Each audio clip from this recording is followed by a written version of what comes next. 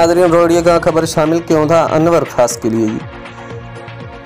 Rohri रोज़ानो 2 kilometre बिना के वक़्फ़े जे डोड़ंदो आहियां। मक़ामी सतह ते थींदड़ डोड़ जे मुक़ाबलनि में अॼु ॾींहं ताईं कंहिं बि मूंखे शिकस्त न आहे ॾिनी। अहिड़नि ख़्यालनि जो इज़हार खानपुर महर ज़िला घोट के नौजवान मोहम्मद असलम शर रोहड़ी प्याला होटल भरिसां रिथियल डोड़ जे मुक़ाबिलो शुरू थियण खां अॻु सहाफ़ियुनि सां ॻाल्हाईंदे कयो। हिन चयो त ज़िला घोटकी खां अलावा सखर रोहड़ी ऐं ॿियनि इलाइक़नि में बि केतिरा भेरा हिसो वठी डोड़ जे मुक़ाबलनि में अव्वल पोज़ीशन हासिल कई आहे।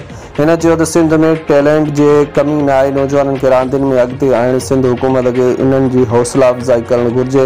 हिन वधीक रांदियुनि वारे सूबाई वज़ीर खां मुतालबो कयो त मूंखे सिंध लेवल ते हिसो वठण जो मौक़ो ॾिनो वञे त जीअं मां पंहिंजे मुल्क पाकिस्तान जो नालो रोशन करे सघां।